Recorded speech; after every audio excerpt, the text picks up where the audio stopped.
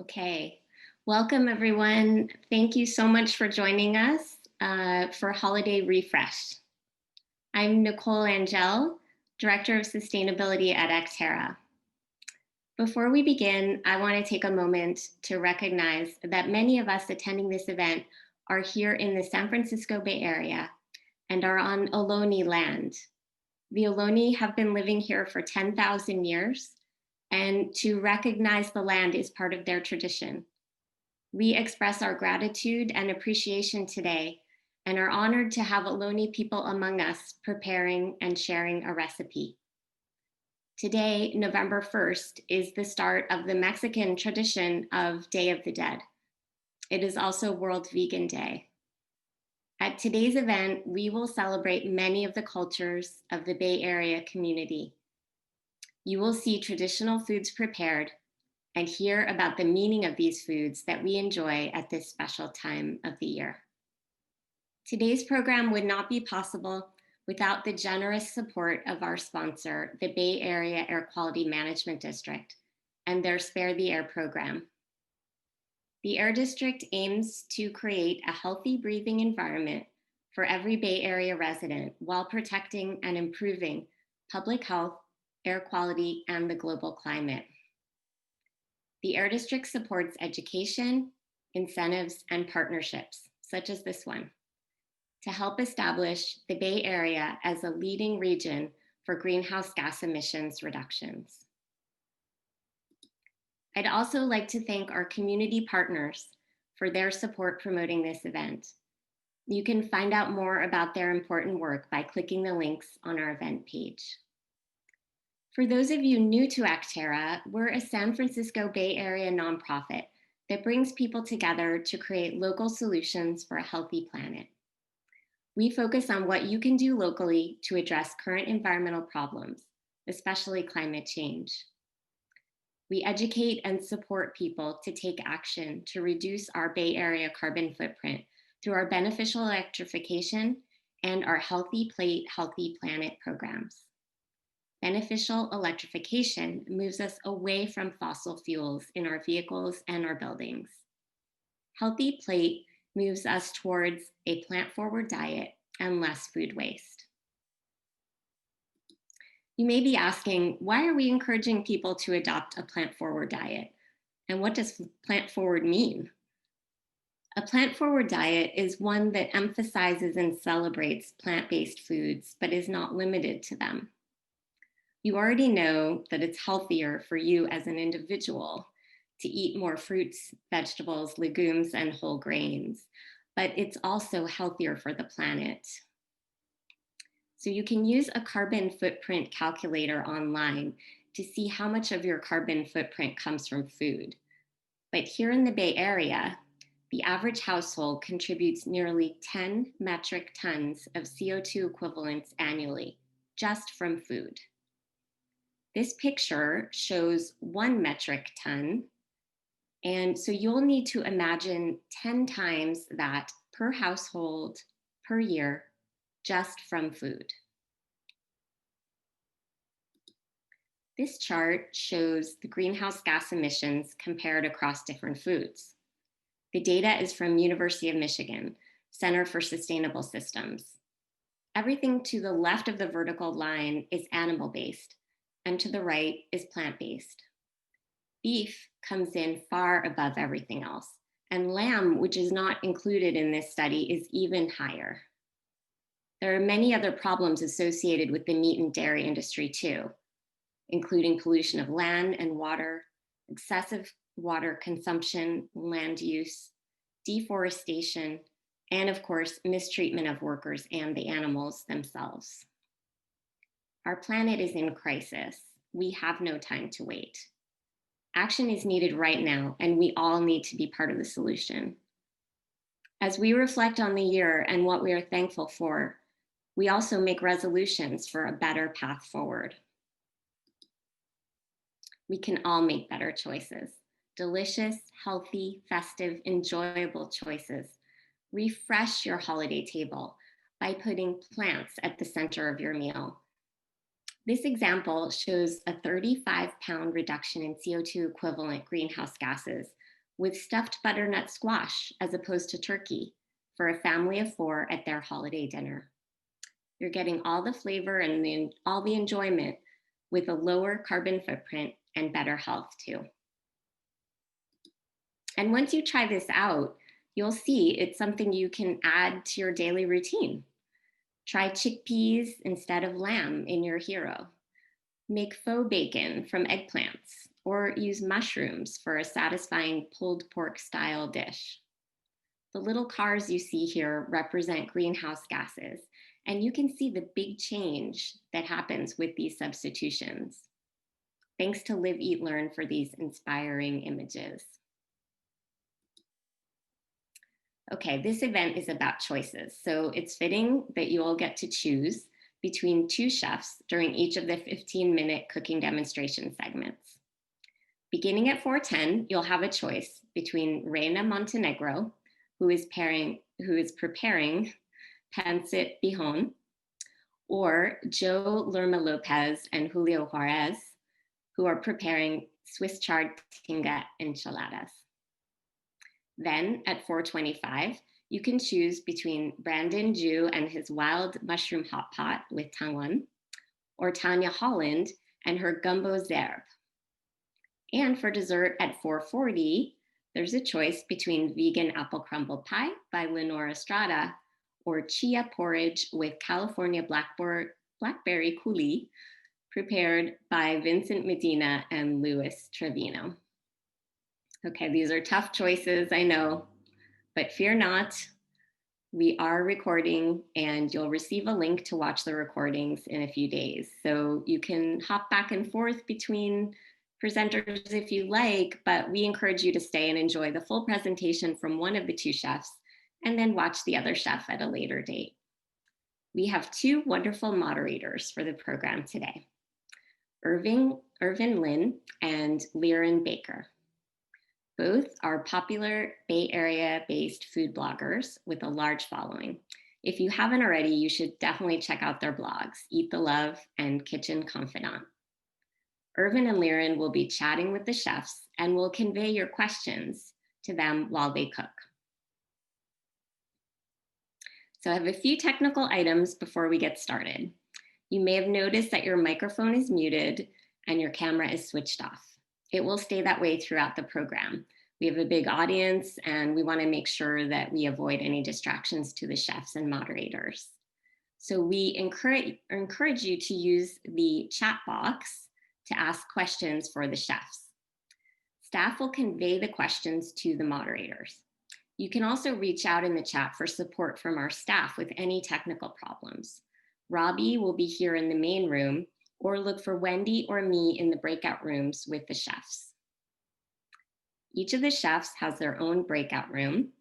You can access these rooms by clicking on breakout rooms with the symbol of 4 little squares, and then choosing a room from the pop-up window. Hover over the name of the room and move your cursor to the right until you see a join button, and then click. To enter a different room, repeat these steps and choose another room. If you want to leave the breakout room and return to the main room here, click the Leave button and make sure that you select Leave Breakout Room and not Leave Meeting. If you don't see the breakout room options on your screen, that's because you do need Zoom version 5.3 or higher installed on your computer in order to self-select and enter breakout rooms. It only takes a minute to update, so feel free to go and do it now. If you prefer not to, Robbie can help put you in a room at your request. Just please use the chat to request Robbie's help. And please don't bother entering a breakout room before its start time or staying after the end time. There won't be anything happening there outside of the chef's 15-minute presentation window. All right, it's time to get started. And I welcome you to enter a breakout room now, and I will see you there.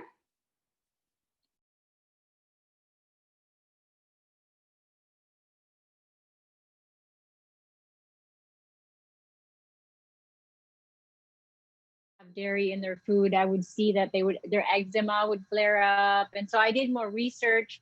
And the more I did research and the more I saw how awful the dairy industry is and how it is so bad for you, I decided to make the switch. And it was a cold turkey switch. It wasn't even like a gradual thing. It was like, I'm changing and I'm changing today. And so, yeah, it's just that happened from there. So how was the transition from for you as a chef? I mean, were you finding yourself conflicted cooking meat-based recipes for clients Absolutely. and customers, and then at home Yes. not eating this food? Yeah, I mean, it was a year of just struggling with it and not wanting to change it because people hate change, and they're like, "Oh, something's happening. Why are they changing?" And so I really fought with it for a long time, and then one day I decided, you know what, this isn't working. I need to align myself with what I'm really doing in real life, and I think that was the key. Yeah, I totally understand that because there's a conflict there, so you want to be through. And how are your customers? Like, what was their response to the Filipino vegan it concept? was actually, I mean, of course there are haters. There's the there's the traditional Filipinos that are like, what is this, what are you doing, but in the end, it's nothing but saving their lives and saving animals and saving the environment. I mean, I'm not doing anything but good. So I'm okay with it. I'm not bothered by it. But my customer base is very supportive. Now we have a ton of meat eaters that eat our food, and so we're converting one person at a time per meal, per dish. Yeah. Awesome. Well, good food is good food, no matter Yeah. what. So, okay, so tell us about pancit, which is what you're going to be cooking today. Yeah, so pancit, we have a lot of versions of pancit. This. It's and every city has a different kind of pancit, but this is the pancit that I grew up eating, and I was able to veganize it in a way where you don't miss the meat that's in it, right? So today, Acterra is all about not having food waste and like really taking care of the planet. And um, so this is a great dish if you have like leftovers. Like sometimes you'll have like a piece of cabbage that you're not really using and it just rots, like the leftover Napa cabbage, and anything leftovers that you want to add into to the to the pancit. This is the perfect dish to do it. So it's made out of rice stick noodles, and you'll find these noodles. I don't know, you'll see it when I put it on the thing, but it's these rice stick noodles that you'll find anywhere. They come in thick noodles. They have the skinny one. I like the skinny one. They're the traditional one. And I soak them in water just for 10 minutes, just so they soften and it's faster to cook. Mm-hmm. I have onion, garlic. I have my cabbage, carrots. I have my Napa cabbage, and this is my secret ingredient for all vegan Filipino dishes, the black bean garlic sauce. It is so good. It's very flavorful. It's a little salty, so if you're trying to avoid salt, just use like a low sodium soy sauce. That will work too. But if you want like a deep flavored pancit, this is the way to go. Also, if you're gluten free, you can also use just the black bean paste. It doesn't have any soy or anything. It's just fermented black beans. And I also use some mushroom powder. I use liquid seasoning. It's optional. And I have some lemon for the end, or calamansi if you have it. It's like the Filipino lemon. So, and then just green onions for yeah, what is it called? Just for the garnish. But we also are using oil because we're gonna, saute these vegetables. So should I get started? Is everybody ready? Yes, please. Let's get started. Yay! Okay. So I'm gonna add some. As you're cooking, can I just ask you quickly, what is the liquid seasoning? So it's like this. You'll see it at the Filipino stores. It's called it's called liquid seasoning. Okay. It's on the label. Yeah. So we got some oil here, and I'm gonna quickly chop some garlic, onion. So these are the two main things that you'd use. So anything you have that you have on hand, we're just gonna cut it real quick. I mean, if you like a lot of onion, put a lot of onion. If you don't like onion, you can omit the onion. So we're just gonna let this thing brown up real quick here. Then you can even add your carrots because they'll take a while to soften. But we'll just, can you guys see it okay? It looks good. Yeah. Add that on there. And while that's cooking, I'm going to chop up my cabbage. You know, So I like is that a low flame? Are you on a high flame? Oh, I'm on a medium flame. Medium. Medium heat. Yeah. And then we're gonna increase the heat when we add the noodles. Perfect. Right now we're gonna, yeah, we're just gonna cut this, put that aside. And then you can use, guys, you can use any greens here. You can use spinach, kale. I just happen to have a leftover Napa cabbage from my ramen last night, so that's what I'm using. There you go. And so we're just gonna keep, you know, stirring this until the onions are translucent. Shouldn't be very long right now. And then we're gonna add our black bean garlic sauce. So I would add a tablespoon first because I don't, you know, you have to like adjust to taste because sometimes people like it salty, sometimes people don't like it that salty. So just add that in there. There you go. I'm gonna increase the heat a little bit here to 375.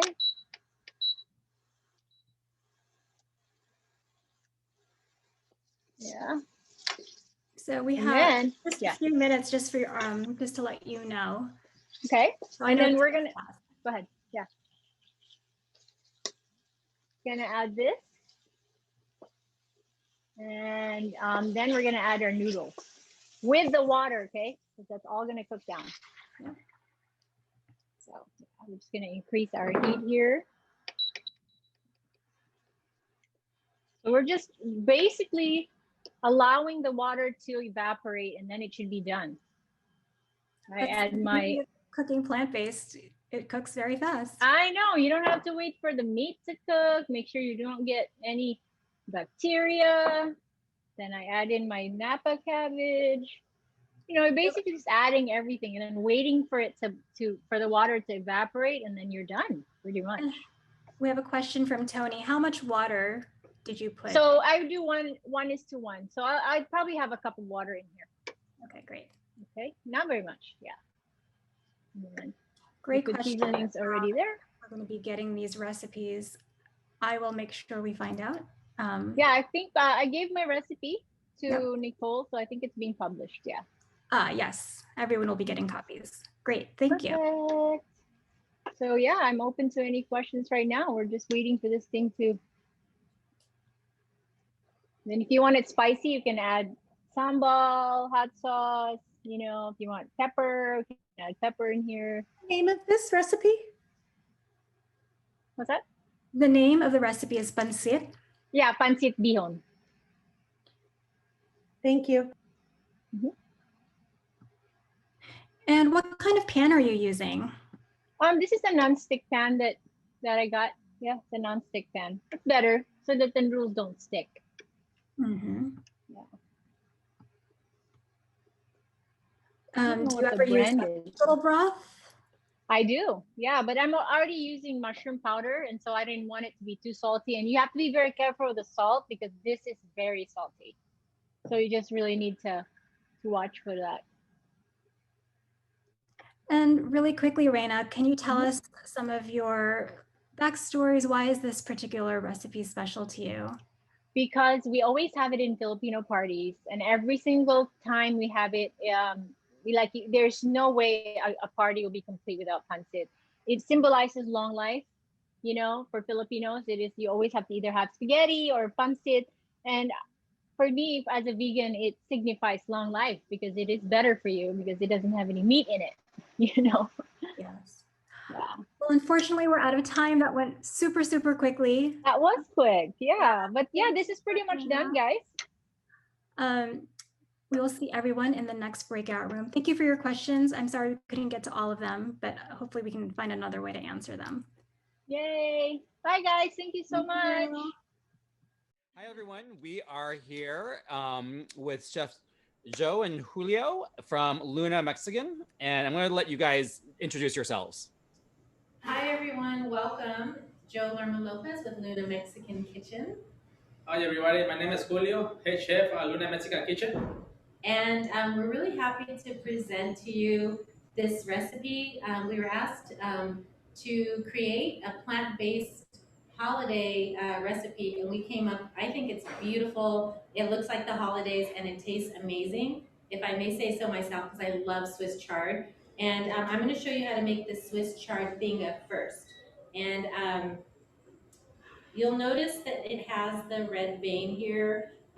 It's not as fibrous as a kale, but we are actually gonna be able to use this because Chef Julio is gonna make an escabeche with this. So I just removed it, it's pretty easy. Actually, you could do this with your hands too, just tear it. But so you just wanna clean off the stem.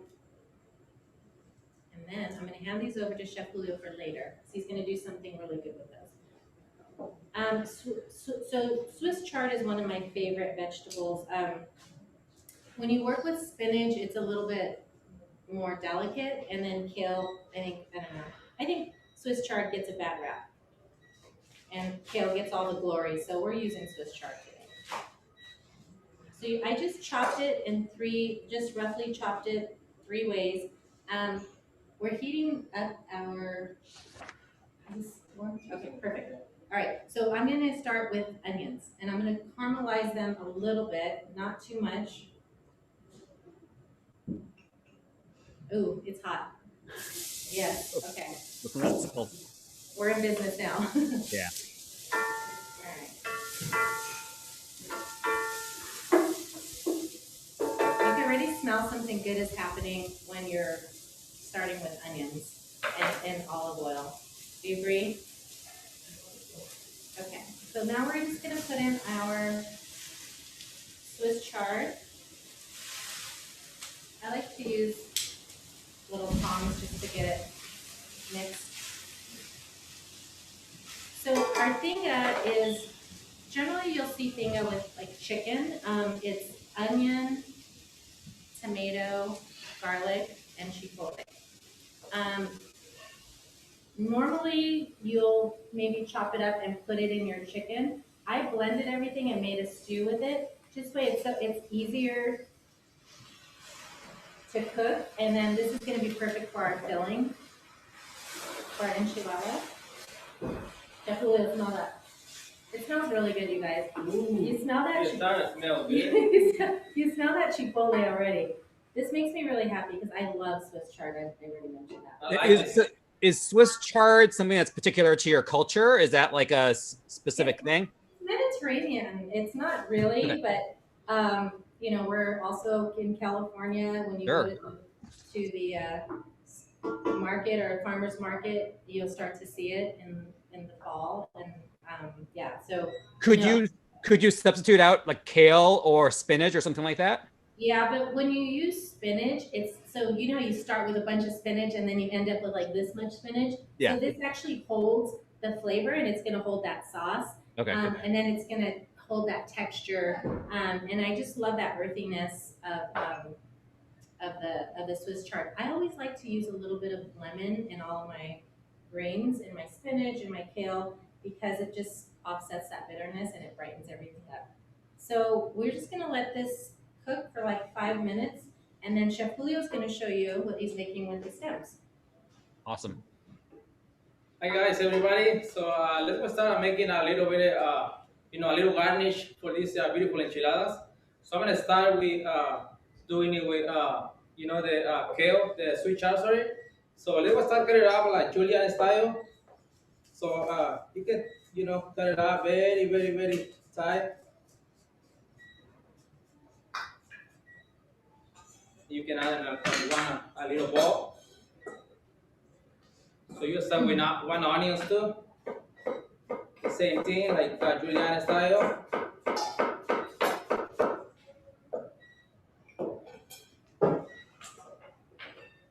I'm gonna add a little bit lime juice.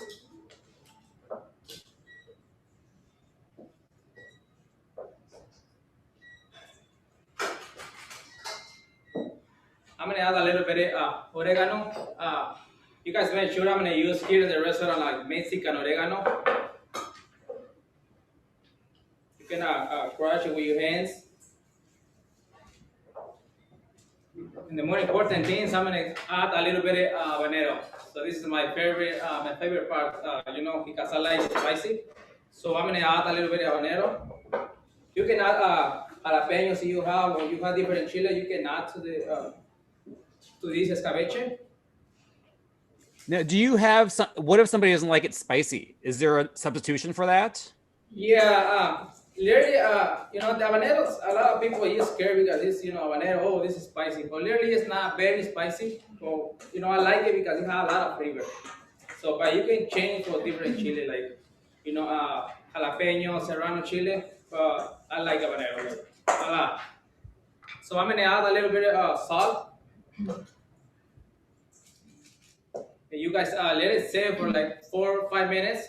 So and let's go start with Chef Joe. So make another filling for the enchiladas. I do have a question real fast. Yes. Is there a big difference between the Mexican oregano and like a Mediterranean or European oregano? Really, I like Mexican oregano because I remember my country, my family. You know, I remember my grandma's kitchen. So that's why I'm using Mexican oregano. This remember everything. It does have a different flavor profile for sure. So when you smell a Mexican oregano, you smell the Italian oregano, you definitely can differentiate the two herbs. But at the end result, Mexican oregano for our dishes, we can tell when someone's using Italian, just doesn't. Yeah, you know, the Mexican oregano is more strong, so it has a lot of flavor. Yeah, definitely. All right, so I am going to be making our oven roasted butternut squash, and this beautiful thing is celery root. Don't be intimidated. You're going to see this when you go into the supermarket, and you're going to be like, I don't even know what I'm going to do with this, but it's delicious, and we are going to roast both of these. I don't think I have time. I would love to show you. So you want to cut the ends off and peel this vegetable, this root vegetable, but it also oxidizes really fast. So you want to get it in water and lemon so that it stays white and bright. And I'll show you what it looks like inside, like this. And then you would just kind of simply, you know, cut around it, and then we're going to cube it. Cut the top off, and then we would cube it so it comes out like this. And all we're going to do is we're just going to put some olive oil, salt and pepper, and this actually could be a side dish too. And if you wanted to like put pomegranates or candied walnuts in it, this can be a side dish at Thanksgiving. Anyone can do this, right? Look at that, how pretty. Okay, so we're just going to get these in the oven.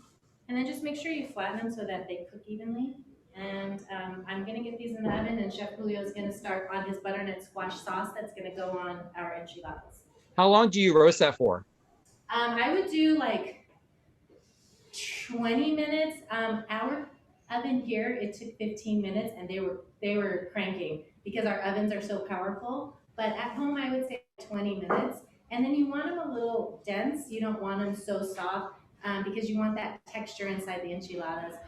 So yeah, I would say 15 minutes, and then just check on them. You don't want them too overly roasted. But. And you put it on parchment paper, right? That was just on a piece of parchment? Yeah, so that's easier for cleanup too. Okay. Yeah. So let's go, guys. Let's go start making the butternut squash sauce for these beautiful enchiladas. So let's go start with brown sugar. So in this situation, I'm gonna use piloncillo. You know, in Mexico, it's literally is brown sugar, but we use in the restaurant. So I'm gonna use piloncillo instead of the brown sugar. So you can use brown sugar, or you can use regular sugar. I like piloncillo. It has that flavor, like smoky and sweet. So I like to use that one. So let's go start with onions. And 2 pieces of garlic. Could you go back to that? What exactly was that sugar? What's it called? Piloncillo. So here's like brown sugar. You know, he's coming from Mexico. So a little bit is brown sugar. So she's and would you just like grate it, or how do you use that? It's like when you put in the heat, you just start. Oh, you just put the whole thing in there. Yeah, you put the whole Okay. thing. So 2 garlics. Let's go with cinnamon. I like putting cinnamon in this soup because it smells like holidays. Like I love it. So let's start with squash. I put them in a squash. You can use different squashes, like different ones like squash, pumpkin. You can use whatever.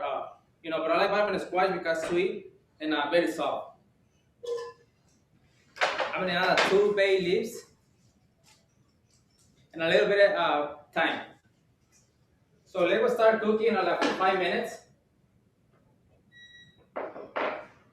And if you were to substitute out the brown sugar, how much brown sugar would you use instead of? Like half a cup. It's not too much. So the piloncillo is not very, very sweet, so you can add a little bit only sugar. I want to show them how pretty, like, you see all these colors?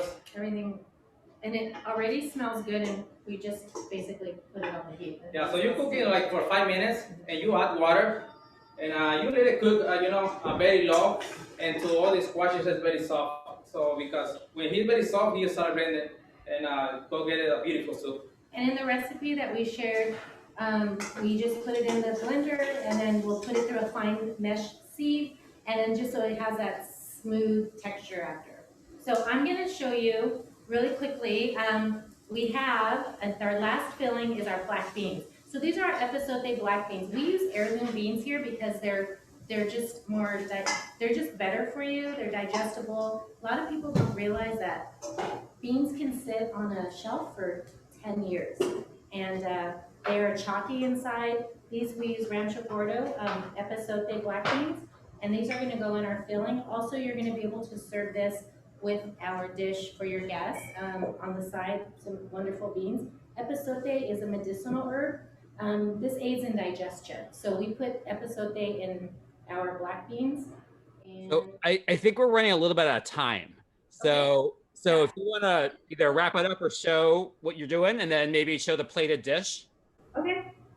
So we have. So we will plate our dish now then. So let's go start plating these beautiful enchiladas. So let's go start with, you can get like one beautiful plate you have in your house. So let's go start plating. So you have like right here the green, nopal enchilada tortillas. So you can get like 3. And let's go start putting out the sweet chard tinga.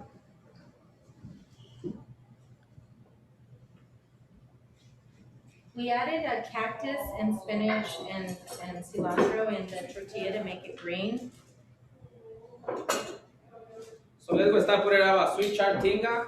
All right, so we'll play one really quick. All right, so we have the Swiss chard. We're gonna do some of the roasted veggies. Let's start rolling.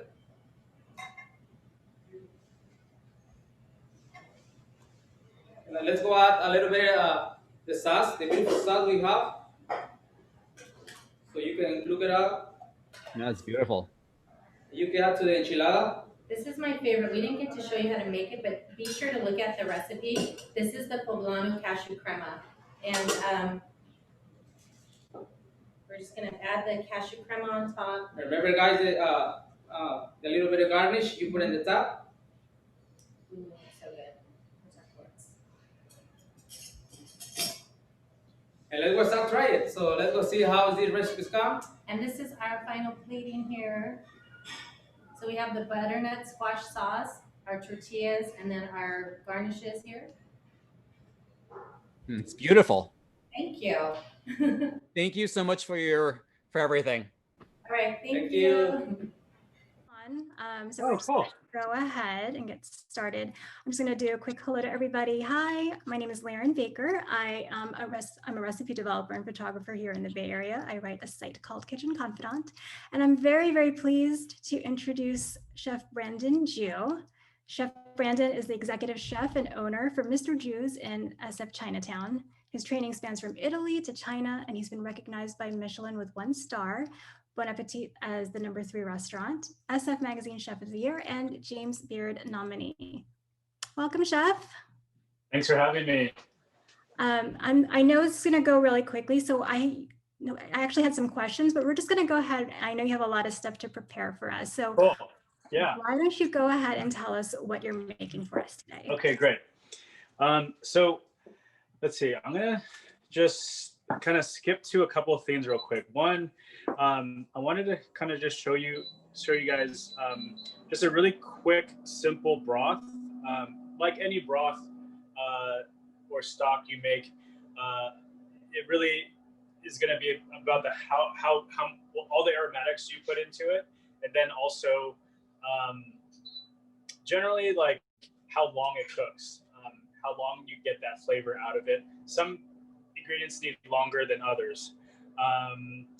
For mushrooms, I usually think like an hour or two is usually enough, especially when you're working with dried mushrooms. So these are wild mushrooms. These are actually matsutake. So they're pine mushrooms that grow underneath pine trees. We in Northern California actually have a lot of matsutakes that are grown here. Most of them go straight to Japan because they're so highly prized. So this recipe is kind of about how to get some extra flavor into especially like a fall hot pot. So this is dried matsutake. You don't need a lot. They're super aromatic. They're lightly toasted and just in an oven, just to kind of get some of the oils back and kind of open them up a little bit before we throw them all into water. So like any stocks, I like to start with cold water and add all your aromatics and bring it up. And then you might need to do some light skimming. A lot of the vegetable broths, they don't need as much skimming as the animal ones do, but they do still require, to get that clarity, you do need to kind of check in on it. So after that comes up to a boil, you want to skim it once, turn it down to a simmer, and then periodically just skim it. Kind of like anytime you see something that's floating to the top that doesn't look kind of like foamy or something. Usually we like to put in definitely the bottoms of the scallions and some of the middles. I'm kind of like a scallion nerd in a sense, because all the parts of the scallion really have very distinctive not only attributes but also ways to use them properly, in my opinion. So the bottoms and the middles I like here. I like the darker greener spots of the scallions to save those, and I use those in finishing dishes. So once this comes to boil, what I like to do is turn it to simmer and let this cook for about an hour or two. After it's about that 2 hour mark, I'll turn it down, and then I'll add kombu. This is seaweed that is grown on the Pacific. Seaweed is like an amazingly abundant ingredient that we have at our disposal. I think this is one of the future foods that I think is going to be a big part of hopefully our diet as we kind of look to some of the things that are still wild that we can kind of get, but also are sustainable to the ocean or the forest or anywhere, right? So let's just say this comes to boil, it went to simmer, it has some time, and after it comes to boil, we're gonna add the kombu, and then basically put the kombu into the stock, turn it off, and then I like to just basically let it sit. So I'm not gonna maybe waste this kombu right now because I want to wait. But I have a finished one up here on the stove that I'll go through So that after that steeps, I'll strain it, and then we'll use that as basically the start of the hot pot. And I say the start of because we're going to continue to add things to the stock as we eat, and that's going to also impart flavor into the broth. In the very end, what I like to do is kind of have these dumplings around. So Tongyen is a very festive dumpling. It's basically a glutinous rice flour. Flour, not gluten, even though it sounds like there's gluten in it. This is just like sticky rice, sweet rice, just finely ground. To actually hydrate it, you're going to need hot water, boiling hot, and you pour it into the flour, and that hydrates it, and then you let it rest, and then you get this like nice kind of dough here. From here, I usually like to put a little bit of some more of this rice flour down, and you're just gonna kind of take a little bit off, and just roll them into little balls. This is one of the most simple dumplings you could really make, but they're gonna be tasting kind of like like mochi. So you can fill these. We actually fill these in the restaurant. You can have this savory or sweet. This is like a dumpling that is really versatile because the texture, it's more about the texture that this dumpling is more about than anything, and I think it really lends itself to whatever broth that it's sitting in. And this is a dumpling that I usually like to make because it's festive for Chinese New Year. There's usually one that you would eat around that time during Chinese New Year that's filled with black sesame, and it's super tasty. It's like one of my favorite things. Delicious. I actually made some the other day, but for a sweet application. Oh, you did? Nice. So, Chef, someone wanted to know, first of all, where are you sourcing your mushrooms? Yeah, that's a great question. So we have foragers that we work with, and we have people that actually grow the cultivated mushrooms. So I guess what I wanted to get to is that I like in this recipe, I like using the wild mushrooms in the broth, and they're dried. So these are from maybe the previous season, but they have a lot of concentrated flavor. So I think they have a deeper flavor, generally speaking. Wild mushrooms have a little more robust flavor than the cultivated mushrooms. I say that, but I'm also like looking at maitake and shiitake, and those are like two of, I think, some of the most flavorful mushrooms there are, and those are cultivated mushrooms. So cultivated, right, meaning not found in the wild. The spores are grown into usually like organic material. So sometimes that's like sawdust, or sometimes that's like just like compressed like wood trimmings, and but that once you add the spore to it, then you can grow these cultivated mushrooms. So great, thank you. So we only have about 4 minutes left. Oh my gosh! I know it's going very fast. Okay. So as we wrap up, well, goodness that I have finished broth here. Could you just also tell people who might not be familiar with hot pot in general what it is and how we were to enjoy it? Yeah. The great thing about hot pot is that it is a very interactive dinner. It's meant to be cooked, in front of you, and it's meant to be something that is a very communal dinner. So this is basically, let's see if I can get some shots in here of this little spread.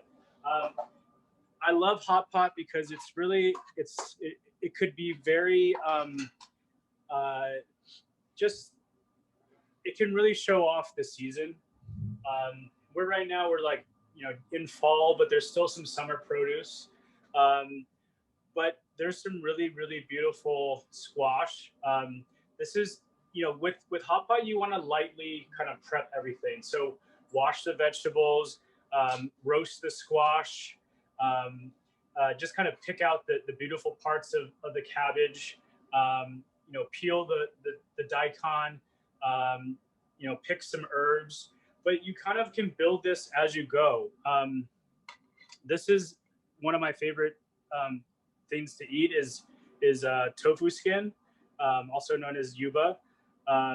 This is something that is really great in hot pot, and this is something like if you're a host, like hosting an event, this is something that's like it's really nice because you can build this big platter, and you can just kind of get it all set up so when you actually sit down to eat, you can actually, as a host, enjoy, sitting down with everyone that you're with.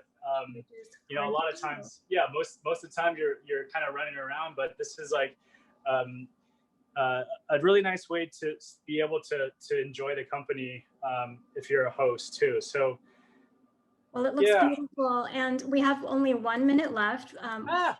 I know. Super quick question. You're cooking on an induction stove, correct? I am, yeah. Induction's great because this allows you to bring the cooking to any table.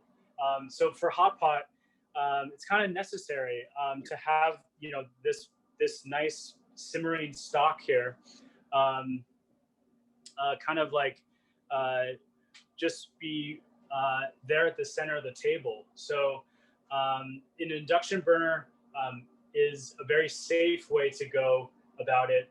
You can do like a camping stove, but that's like I don't know if I'd recommend that.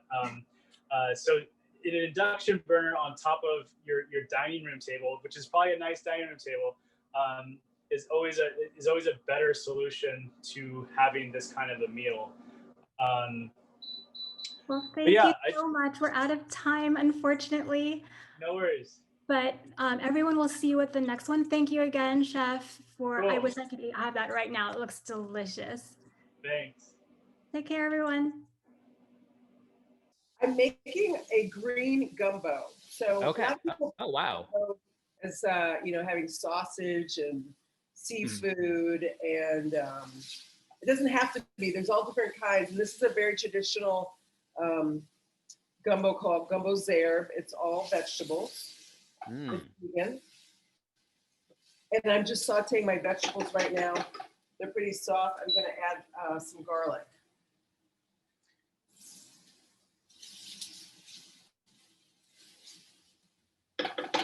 And next, I'm going to add my greens. You'll all see how easy this is. I cook really simple, easy food.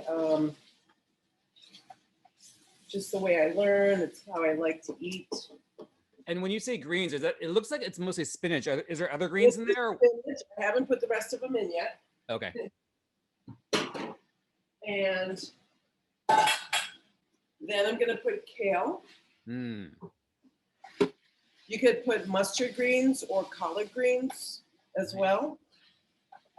I'm just using my hand to just kind of press it down so they can wilt. I'm going to add a little bit of salt. The water will naturally come out, especially from the spinach. It'll just wilt and create a little bit of liquid. And then I'm going to add, after I cook it down a little bit, I'll add some more liquid, vegetable stock, and coconut milk. Oh, lovely. Yeah. I don't know if you guys can see. But once I take the burner off the pan off the burner stops. That's the beauty of induction. You never have to worry about any kind of fire. So Are there any vegetables that don't work so well in the gumbo? That's a good question. I would say you wouldn't put squash in because they would cook down too much. Okay. You know, gumbo is definitely a stew that's going to sit, and the flavors are going to get more blended together as it stews. So you want a vegetable that's hearty. That's why greens are good. Okay. Add the rest of this spinach. I'm sorry, the rest of this kale.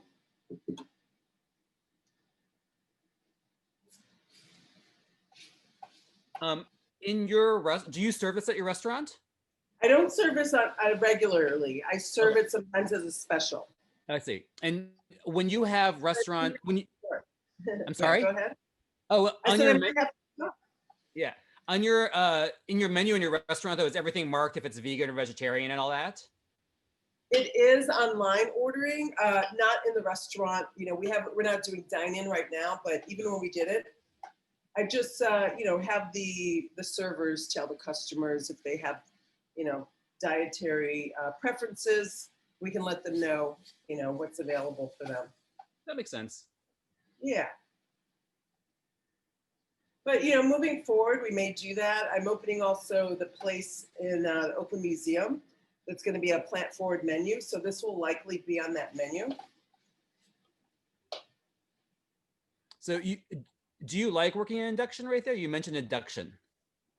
Yes. I have this induction burner that was given to me to use for this event. And it's great because it heats right away, which is nice. You know, you don't have to really worry about it, you know, walking away from a flame. I don't know if you guys can see, let's see, it's the best way. The vegetables are pretty cooked down like that, yeah. Okay? So now I'm gonna add the liquid, which is vegetable stock.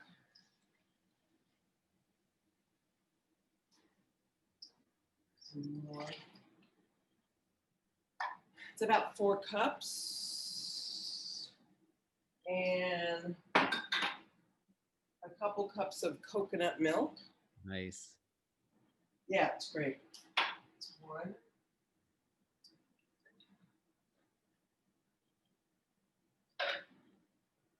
And 2. Okay. And, you know, basically this dish is just adding things.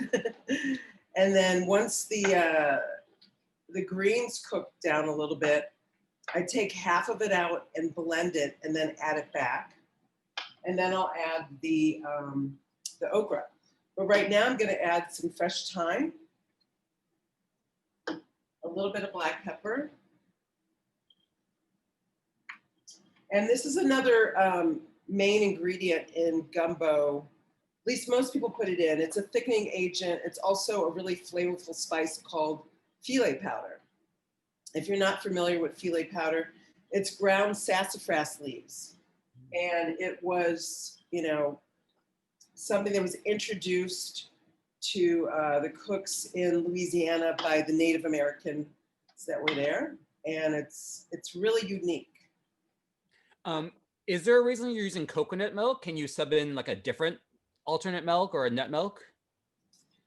I like coconut milk because I like the richness of the flavor, and it just really balances this dish. I'm trying to think what else you could use. If somebody doesn't like coconut milk, they could just use 100% vegetable stock. Okay. Yeah. It would be a little bit different, but not so much that, you know, it would mess up the dish. What inspired you to cook as a career? Like, how did you get on this path?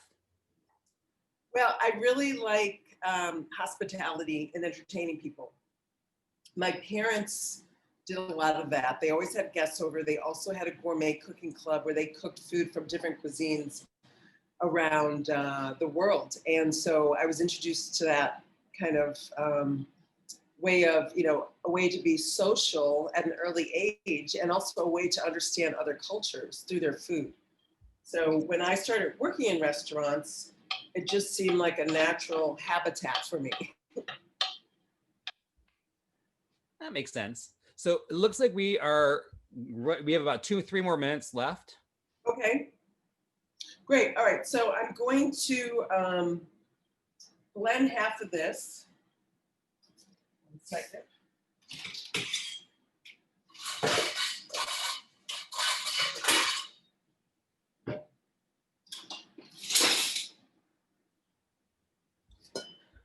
So take some of it out.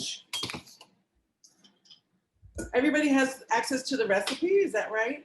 They should, yes. I believe it's going to be emailed out to everybody. Okay, got it. Well, I'm kind of like speed dating this one. Because it does take a little while to cook down, but just so you know the basics of it, I'll take half of it out and blend it. I like to use a stick blender just because it's hot, a little safer than putting it in a blender. But if you have a blender, you can use that. And this really makes it this beautiful green color. I'll show you in a second. Are there any more questions people want to ask real quick? What made you decide to add a vegan dish to your menu? Do you have a number of vegan dishes? Mainly because I have customers that, were requesting it. And, like I said, I like to mix it up for myself as well. And it's just nice to have those options. And do you only you have Brown Sugar Kitchen, right? That's your main restaurant. And I'm pouring this back in. Yeah. And then in the beginning of the year, in the new year, 2021, I'll be opening up Town Fair at the Oakland Museum of California. Oh, awesome. Yeah. So after that, I'm going to let it cook down a little bit and then add my okra. And I have some chopped potatoes. And then I'll just season it, with salt to taste. And that's really it. That's awesome. And that's all, like, coconut milk is lactose free too. So it's completely like. Yeah. Yeah. Exactly. Yeah. But like I said, if they wanted to just use vegetable stock, they could. Awesome. But, this will be finished in about 10 minutes. Oh, and then it's done. That's amazing. Yeah. Wow. Well, thank you very much. Thank you. Having at least like 5 hours of time to make a pie from start to finish, and that's like at a minimum. You can change, you can sort of make it easier for yourself by doing steps in advance, because a lot of that time is sort of waiting time while you wait for things to come to the right temperature, which is an important step. But basically, whether or not you're making a vegan dough, you have to let your pie dough rest at every step. So you make your disc of dough, which we already have pre-made here. You let it rest for 30 minutes. You roll it out. You let it rest for 30 minutes again, at least. At our bakery, we let the dough rest overnight. Then you fill it. You have to flute the pie dough. Typically, we freeze it solid after that. And with a non-vegan pie, we would bake off our pre-bake with pie weights. With the vegan dough that we're making today, we actually just flute the edge, freeze it, and then fill it, top it with crumble, and then bake it off straight away. But when you're baking a pie, it takes about 2 hours in the oven, in a home oven. Between an hour and, I would say between an hour and 20 minutes and a full 2 hours. And so you just really want to make sure that you're leaving enough time for that. Typically what we see is people sort of start making their pie, and then like 4 hours later, they're still not done, and then they rush the ending because they're just like, how much time can I possibly give to this pie? So anyway, one hack you can use to get around that problem is just making things in advance. You can make dough in advance and leave it in your freezer forever, pretty much. You can even roll out your shell and flute the edges, and then you can freeze that, and then you just have a shell that's ready to be filled and baked off. And so in that way, you can sort of keep your time down. You can even fab your entire pie. So basically, do all the steps, the disc of dough, you chill it, you roll it out, you flute it, you freeze it, you fill it, and then you top it with crumble. And then at that point, you can wrap it in saran wrap, freeze it solid, and then the day of your dinner party, you just bake off your pie, and then it takes 2 hours or however long. The other thing is you don't really ever want to cut into a hot pie. that is going to just get everywhere and be impossible to slice. So a lot of times people like are upset at their pie. They want a pie that's like hot from the oven to take to whatever dinner they're going to. You actually really don't want that. You want to give your pie time to cool so you can have a nice clean slice and slice it out easily. Okay, so we don't have too much time. So I'm gonna kind of run through these steps in a made for TV way. The recipe we've provided is for a vegan disc of dough, and actually it makes 2 discs, so you can freeze them like I mentioned, and then you want to let your dough get to room temperature when you're using it. So this one we have here, you can see it says my name on it. It has these big globules of fat. So we provided the instructions, we just don't have time to run through all of the steps in 15 minutes. So the key when you're making pie is if you're using flour, traditional flour that has gluten in it, imagine gluten like a big, like a tiny version of a slinky. So every time you work with it, you're sort of stretching out that slinky, and the slinky inevitably is going to like pop back into the smaller size that it lives in. And so what you want to do is you're giving your dough time to rest so that it can sort of shrink back to that smaller size. Otherwise, when you're trying to work with it, it's going to shrink later. So for example, when you roll your pie dough out, you need to let it rest for 30 minutes before you're trying to kind of fit it into your shell and make your fluted edge. Otherwise, imagine you're using like a big piece of lycra or like a stretchy fabric, and you stretch it out, and then you're trying to sort of, you know, use the stretched out piece of fabric and force it into this pie plate. And then when you let go of it, it's going to just like shrink back to a smaller size, and you're going to end up with like a slumpy looking pre-bake. So what you want to do is like let it rest so that you're working with like the proper amount of fabric to fit into your pie shell. Okay, I'm going to roll out this disc. Hold on, I want to make sure you all can see what I'm doing here. Maybe I'm going to. And what type of fat are you using in the dough to make it vegan? Hold on 1 second. Okay. I'm turning this up so I can hear you. What's up? Oh, what type of fat are you using in the vegan dough? So in this case, we're using, there are lots of different types of fat that you can use. Hold on, I have to turn on my speaker so I can hear you. Great. Okay, lots of different kinds of fat you can use. For our normal pie crust, we use butter. A lot of people use Crisco.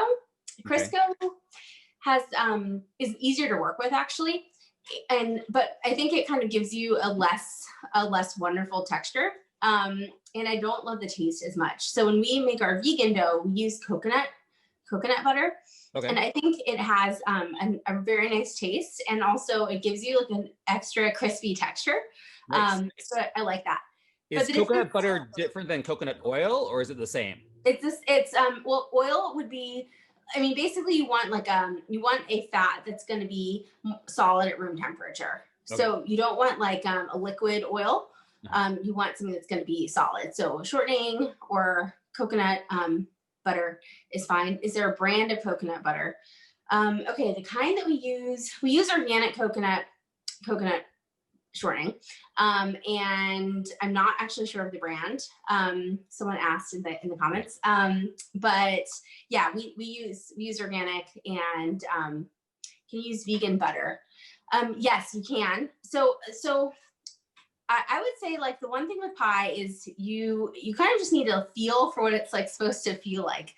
So a lot of it is just practicing a bunch. So you kind of have a sense of what the dough is supposed to feel like, and just getting comfortable with how to manipulate it. So the difference between like a regular butter, like a butter from a cow, and like a shortening or a coconut oil is like butter has 20% liquid and 80% fat, whereas shortening is 100% fat. So that's why in some ways shortening is easier to work with, because it's not, you don't have that additional element of like the water, but it does kind of change the proportion of like water to fat when you're adding your liquid to your crust. Okay. And we have some good comments where people are recommending some various options. Someone here asked about vegan butter. There are a bunch of bakers I know Nicole Rucker, who owns Fat and Flour in LA. She has like a best-selling cookbook called Dappled about baking with fruit, and she really likes. There's like a new there's new vegan butter. I'll look it up and maybe we can send it out in a blast afterwards. But people sort of like to use it in like a 1-for-1 basis with regular butter. The people from La Boulange here in San Francisco also really like it. I don't remember what it's called, but yeah, we use coconut butter and we like our crust. It has like a nice, it's kind of crispy, which I like. Anyway, I'm gonna get to it because I think we only have 5 minutes. Okay, so I'm gonna roll this out. Okay, I've already made this. I let it chill. It's the right consistency. With the vegan, like our alternative doughs are harder to work with. I will say that than like traditional dough. So normally I don't do classes on these just because it's like a more advanced technique. It's kind of hard to see. I flatten this out a lot. So normally it would be like the disc of dough that we start with like regular butter is just like much thicker. And so this one we've kind of given ourselves a head start. Like an inch thick, like half an inch? This is like half an inch, and normally it'd probably be 1.5 inches thick and like, you know, smaller around, more like a hockey puck-ish. But the one thing that's consistent throughout is like you're seeing these large pieces like chunks of fat still in there. Yeah, exactly. So we provided the recipe. It requires a mixer. I'm not going to demo that because we don't have time. But basically you sort of whip the fat, you add in your dries, and you want to make sure that you still have like some pieces that are like tiny peas and some pieces that are smaller than that. Like did you ever do sewing and you had like those pins that had like a colored head? Yes. Yeah. Okay. So like the size of that pinhead. Okay. Pieces like that size. Okay. So then you have your have it on your surface. You can't really see my face and the surface. I'm just gonna go down like this. Hopefully that stays. Does that work? It kind of works. Okay, great. I'm gonna move this further away so you can see it. Move this out of the way. Okay. Then I'm gonna grab my rolling pin and use them. Just regular all-purpose. Wait, you have an extra 5 minutes. They've decided to add a little extra 5 minutes. Oh, great, good. Okay, didn't know. Excellent. Yeah. They just did it. I just got a message. Cool. Breaking news. Extra 5 minutes. So, okay, so I've got this flour. I'm flouring my surface really well. You want your dough to be able to move at all times on your surface, right? Because I don't know if any of you have had the experience where you roll out your dough and then it's like looks nice, but then it's stuck to the surface. You have to like use a spatula, and then it just bad news bears. So okay, so I'm flouring both my surface and the top of my dough really well. Okay, and then one sec. Let me look at this. Sorry, it's coming back to adjust. Yep. Okay. Come on, camera. Okay. Okay, so this is a French rolling pin. It's got like a thick middle and it's tapered on the ends. And this is it makes it much easier to end up with a circular sized rollout at the end. And you're using leverage to roll out your disc. So basically you always center your pin in the middle of the dough, and then you're only applying pressure with one hand. So I'm using my right hand and I'm pulling it towards me. So let's say I'm putting the rolling pin at like 9 o'clock and 3 o'clock on the clock, and then I'm pulling it down to like 5:30, and then I'm rotating the dough. And you're gonna have to keep flouring your surface a bunch of times because it definitely will stick. The dough will stick to your surface. So if I'm feeling it being sticky, like right here I am, I'm gonna add more flour. That's just all-purpose flour, right? And it's just, yeah, this is organic all-purpose flour. If you want to use a gluten-free flour, an alternative flour, it definitely becomes more tricky. We've tried a bunch actually to do like a pie that's both gluten-free and vegan, and we just like don't have the quality that we want, so we've never rolled it out to the public. Okay, so anyway, I'm continuing to just like return to the center, like putting the rolling pin in the center of the dough. People really struggle with this concept. People put it like at the top or like close to the bottom, and then they're kind of working there. Right. Wherever you're putting the center of your rolling pin, it's going to be like the center from which you're creating a circle. So if you put that on the top of your rollout, you're going to end up with like a really weird lopsided disc of dough. So you want to keep it as close to a circle as you can the entire time. Another tip is you really don't need to like flip your dough over. Some people, I don't know, they treat it like a pizza or something. Pizza is different from pie. In pizza, you're trying to develop, it's a bread, right? It's like you're trying to like really work the gluten because you want to make it chewy. The pastry, you want it to be flaky. You do not want it to be chewy. And so you want to kind of add as little flour as possible and work with it as little as possible to get the desired shape. Okay, so I'm continuing. You can see it's getting bigger. Continuing to just turn it and roll it out. At some point, your edges will start to ruffle. And when that happens, you kind of have exceeded the benefits of using the French rolling pin method. And so at that point, you can sort of use like a regular rolling pin. But yeah, I'm just going to keep turning it. This is a disc of dough that's meant for a 9-inch pie tin. The other thing to do is to sort of feel your dough, and it's still saying it's closing in 55 seconds. Is that true? Yeah, is that, I don't know. That's what it's saying. All right, well, if that happens, I haven't really gotten to most of the time. Happening, I'm afraid. Sorry, guys. Okay, well, I'm going to talk about some other stuff then in the last 35 seconds that we have. All right, I did over here. You can see I have this pie filling that's made already. I used apples, and the important thing is to like make your apples like cut all the same size. Otherwise, you end up with like some pieces that are totally overcooked. What kind of apples do I use? Okay. Oh, we've got 7 seconds left. You can use all kinds of apples. You want something that's tart, like a Pippin, a Granny Smith, a Pink Lady. And I'm very, very pleased to introduce you to chefs Luis Trevino and Vincent Medina. They are the co-founders of Macamham and Cafe Olone. Luis is a Rumsen Ohlone community member active in the cultural revitalization efforts of his people, particularly in the areas of the Rumsen language and traditional Ohlone foods. Vincent is a member of the Muwekma Ohlone tribe, where he serves as a councilman representing his family's lineage. Welcome to you both. I am so very, very excited to find out what you're cooking for us and to learn more about you both. Thank you. Well, today we're going to be sharing with all of you pati, which is a chia seed porridge that we're going to make in a traditional way. And just to say hello in Trocheño, which is the East Bay Ohlone language, I'd like to say to all of you, Horshetu hi hemmenya, good day to you all. Kanakrakat Vincent Medina, at kanamu ek maknane rakat Luis Trevino, at makin Ohlone tareima.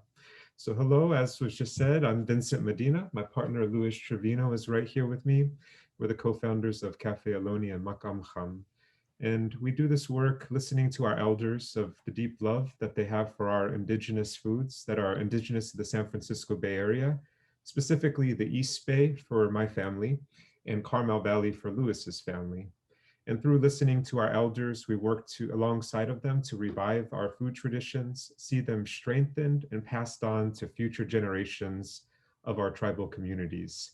And we opened up Cafe Ohlone to be able to teach people of the beauty that comes with our traditional foods, to provide a space, most importantly, for our Ohlone community, and to also, for the public, dispel a lot of lingering stereotypes that are there, to teach them how living our culture is, and that our people have never left this area, and that we continue to live and thrive right where our ancestors have always lived. And we're happy to be able to share with you this chia seed porridge for a dessert course. Luis is going to be on the other camera preparing as I walk through these steps. So hopefully this is something that one day you can all make as well, to have some Ohlone sweets around your table also. So with that said, Luis is going to move to the next camera, and we're going to walk through this recipe for all of you right now. And if there's any questions, it's hard for me to look at the chat box right now, but I will put in an email that's there, which in the chat box, which is d@makamham.com. So if you have any questions about anything, just feel free to send an email out, and that will get back to us as well, because we want to make sure that everybody understands what we're doing and the intentionality that's coming right here with all of this food. So our foods, they're specific to where our family has always lived. Right here, again, East Bay, the eastern shores of San Francisco Bay and Carmel Valley. And we believe that by eating these traditional foods, that because of the power that comes with them, all these dense nutritional benefits, that they help us to be able to return to an older way of eating that's better for our bodies, for our family. These foods also, we say that they shatter stereotypes. And what I mean by that is there's been a lot of misconceptions of what indigenous foods look like, and they're not a monolith, but they're specific to different areas. And we like to share what these foods from right here in Central California, specifically the San Francisco and Monterey Bay areas look like. So this chia seed porridge, just a quick tip for all of you. It's always 1 to 4 is the way that we make chia seed porridge. So 1 cup of chia to 4 cups of liquid. So primarily what we use is we make walnut milk ourselves, or also hazelnut milk, which are 2 traditional nuts, cheatit for the walnuts and sherak for the hazelnuts in our language. Pati is our word for chia seed. So we're going to use a smaller version of this because Louis and I are going to be the ones eating it afterwards. And this portion, it's going to be a 1/2 cup of chia to 2 cups of the walnut milk. So if you ever want to make a smaller portion, you can use that 1 to 4 ratio and just make it larger or smaller based on your needs. If you're having a large party, expand it. So it starts off with the chia seeds, and these are white chia seeds that we like to use because they just have like a fluffy texture when they start to become gelatinous. And you mix in those chia seeds to into a bowl, the dry seeds with nothing else added. That's the very first thing. And make sure that that bowl that you're adding them to, that it's also very dry as well. After you add those chia seeds, we usually will add either ground vanilla bean or also chocolate that comes from Zapotec chocolate makers. And the chocolate that we're using and the vanilla, I'd like to say that these are 2 ingredients that aren't indigenous to the Bay Area. But again, we're a living community, a living people. And one thing that we like to think about a lot is if our homeland was never invaded and if colonization never happened here in the Bay Area, eventually at some point, the outside world would have reached us. But if we could absorb things on our own terms, what would that look like instead of things being forced at us? And in our culture, there's a consistency that's there of our family adapting things and adopting things on their own terms that they wanted to adopt and leaving out things that they didn't want to. And for this reason, chocolate and vanilla are 2 of those things that were very much, when they were introduced here, very much enjoyed by our community. And you know, who doesn't love chocolate, right? And so when we're including these chocolate and vanilla, we do it very intentionally as well, because they're things that have a long tradition here in our community. So Louis, I actually have a really quick question. Sorry to interrupt, but will black chia seeds work in place of white? Yes, absolutely. Black chia seeds work perfectly fine as well. They're a little bit less fluffy, but they still do the trick, and they're perfectly fine to use. We use them a lot also. Thanks for asking that. Thank you. So Louis is going to add some ground vanilla bean that's right here in a mussel shell. And he's using the mussel shell just to, that's what we use a lot for spoons and to serve portions in our home kitchens. And for I see a question that's right here just popping up for the ratio of chocolate and vanilla. Basically, it's to your liking. And that's how our families also teach us to cook, is things aren't always measured out perfectly, but it's a little dash of that and just the right amount. And so just until you get the right amount of chocolate or vanilla, because sometimes we don't like things too sweet in our culture and for the way that we eat. So we avoid adding a lot of extra sweeteners or anything. And so just add what feels right to you and how it tastes. Taste it gives you a reason to have a taste test as well. So Lewis is using a traditional whisk that's there, which is to make this chia seed porridge and make acorn soup as well. It's a traditional acorn whisk, and it works perfect for the chia seed. And yes, cacao powder works perfectly fine also. Feel free to use that if you need to. So you have to make sure that the vanilla and that the chia seeds are mixed perfectly together, okay? So make sure that they're uniform, they're consistent. And then right after that, slowly, we're going to be adding some of that walnut milk that's there. We make our own walnut milk, so you soak them and then you have to immerse them and then drain out the excess chunk that's there.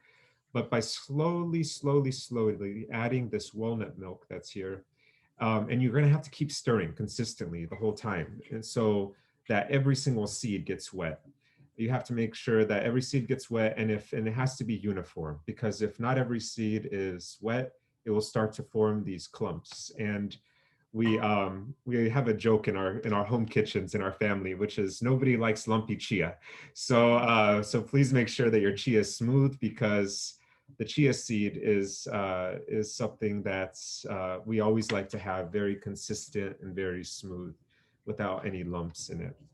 So if you, when you're stirring this as well, it's going to take time, and you're going to have to keep stirring it for about a good 10 minutes until it's entirely whisked together.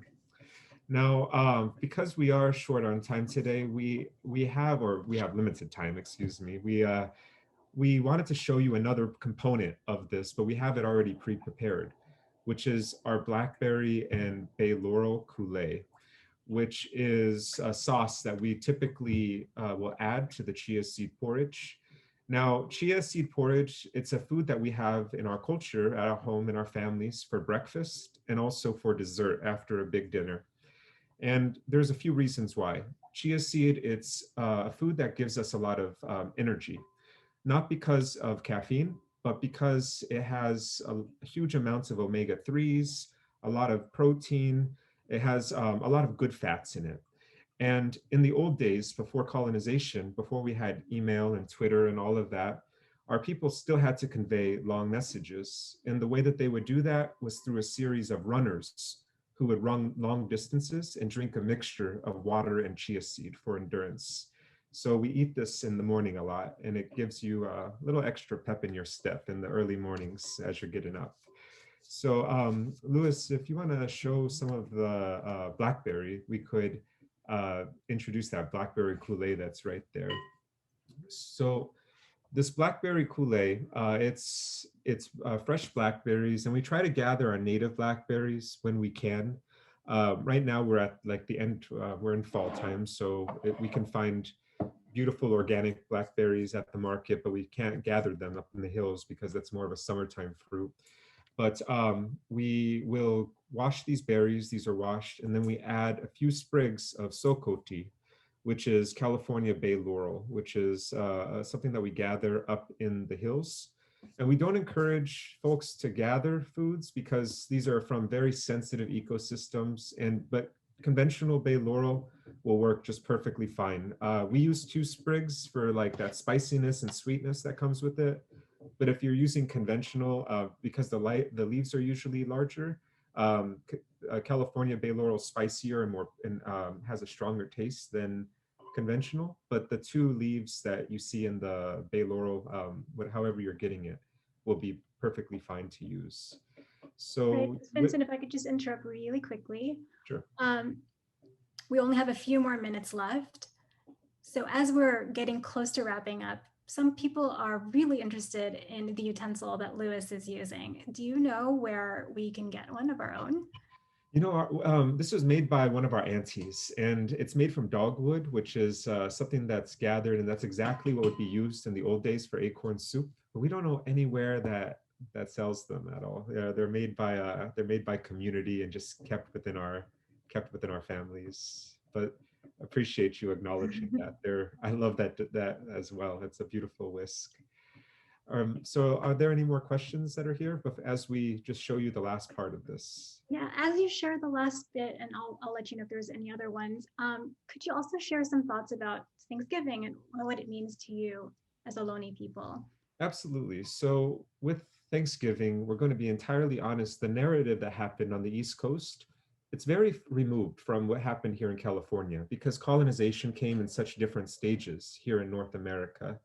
Our ancestors here in California were living very traditionally without any interference when Thanksgiving, that first holiday, was happening on the East Coast. And so because of that, our experiences are also different to that holiday, but we know that the same forces that came with colonization came here later, those same things that came for greed, for taking land, and also trying to dispossess people of their wealth. And our family also experienced hardship with that later. During the Thanksgiving holiday, though, something that we tell people is we use it as a time to be together with our family, you know, as a time to talk about the old days, as a way as well to talk about our hopes for the future. We love that time of being together, and it's something that we really cherish, just as a community, being together and eating good food. I'd like to just share one more thing with you really fast. Louis is going to show this blackberry coulis, what it looks like after it is made. And we already had it blended for all of you in an immersion blender. And then that just gets added to this beautiful pan that we've been sharing, that you all shared with us. And we top that on top of the blackberry, on top of the chia seed porridge. We also, you're welcome to eat this cold. It's always best cold. We never heat it up at all. It's always a cold food or room temperature. So thank you all for listening. It says that these breakout rooms are closing in 6 minutes. Sweeten it with a little bit of honey. Thank you all. And please know that the Ohlone people are. Thanks everyone. I know that felt really rushed. We learned so much though, and you're all going to get these recipes, so there will be more. I'm hoping that Liren and Irvin are here, and I wanted to ask them to share some of the favorite things from these demonstrations. Liren, are you there? I'm here. Great. It was definitely very rushed, but I loved every moment of it. I learned so much from each chef, but just one thing that I wanted to share, especially since I do live in the East Bay, was Louis and Vincent and their presentation on Indigenous foods and what Thanksgiving means to them, acknowledging Thanksgiving and the history behind it, and also moving as their own families, gathering together and still using that time to reflect and be thankful for one another. For me, that was definitely very meaningful, but yeah. Thank you, Liren. Irvin, are you there? Can you share?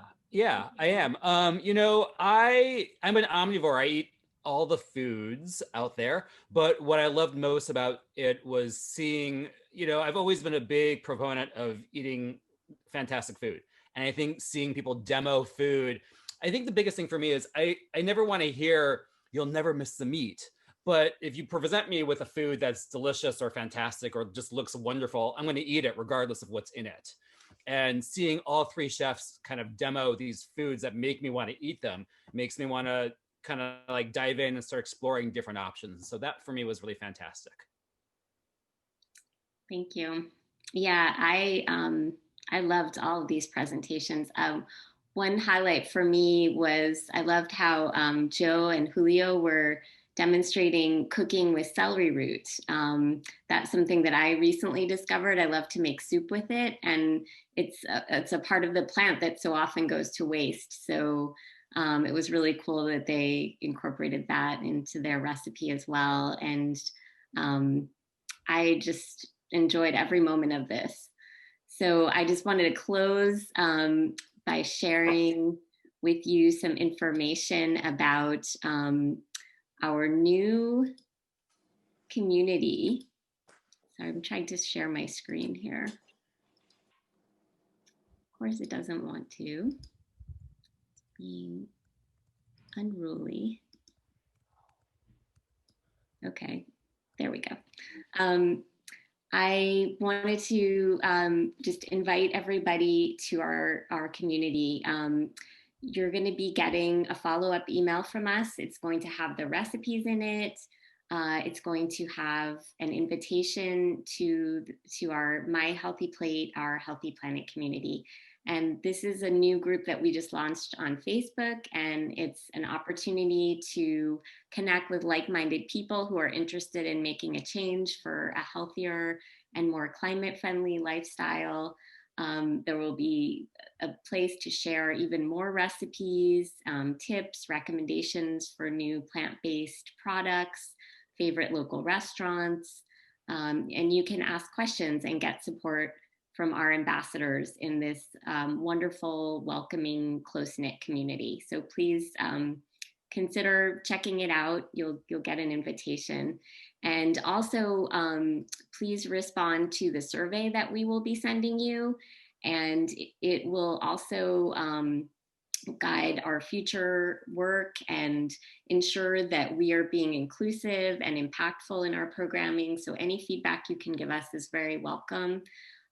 We'd also invite you in the survey to make a Healthy Plate pledge. You can choose from a few different options that we present, like going meat-free 1 day a week, maybe that's where you're at, or trying a whole month with no dairy. There are a lot of different choices for you, and you can even make your own pledge, whatever feels right to you. We want to meet you where you're at, and we're not asking you to go cold turkey. We're just asking you to move away from animal-based foods and towards plant-based foods. We're all looking forward to a new year this year, more than ever, and a fresh start. So let's make some resolutions together for a healthy plate and a healthy planet. And with that, I just want to again thank our chefs, thank our moderators, thank all of you, thank all of the Acterra team and the Air District team that worked really hard to put this together. Thanks for joining us. Wishing you wonderful holidays. Be safe, be at peace this holiday season, and be well. Thank you for joining us.